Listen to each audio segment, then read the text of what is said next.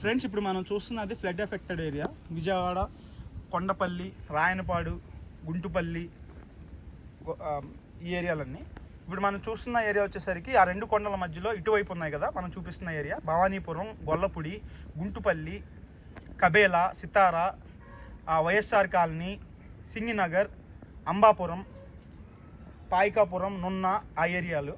ఇప్పుడు పొలాలన్నీ ఉన్నాయి కదా, ఇవన్నీ మునిగిపోయినాయి. ప్లస్ ఇటు అంబాపురం ఉంది కదా, ఇది అంబాపురం ఇప్పుడు మనం చూపిస్తున్నది పత్తిసీమ అనమాట. పత్తిసీమ ఆ మధ్యలో నుండి వస్తుంది. ఆ మధ్యలో నుండి ఇలా వచ్చి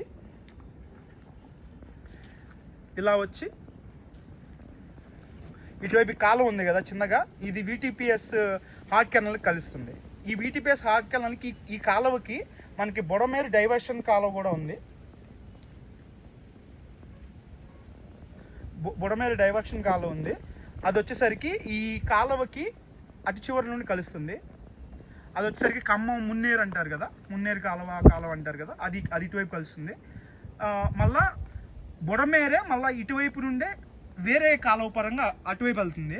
అది వచ్చేసరికి ఈ రెండు కొండలు ఉన్నాయి కదా, ఆ మధ్య కూడా బుడమేరు కాలువ ప్రవహిస్తుంది. సో మనకు ప్రాబ్లం ఏమైందంటే ఈ ఏరియాలో గండి పడింది. సో అందుకని మనకి ఫ్లడ్స్ వచ్చింది. ఎక్కడెక్కడ పడినాయి అంటే ఇక్కడ వచ్చేసరికి కొండపల్లి దగ్గర మనకి క్లియర్ కట్ కనిపిస్తుంది చూడండి, అక్కడ ఫ్లడ్ వచ్చింది. ఇలానే ఇంకో 2-3 గంటలు పడినాయి ఈ లైన్లో.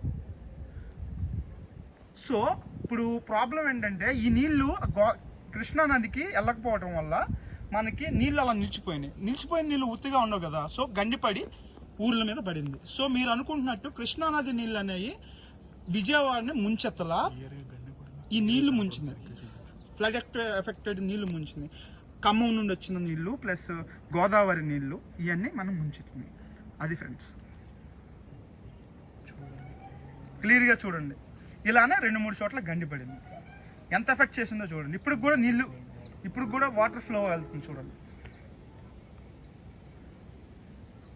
క్లియర్ కట్గా చూస్తే పొలాలన్నిటిలో నీళ్ళు వచ్చింది. మొన్న శనివారం సాయంత్రం గట్టు తగ్గిన నీళ్ళు ఇప్పుడు మన విజయవాడలో ఇప్పుడు ఉంది.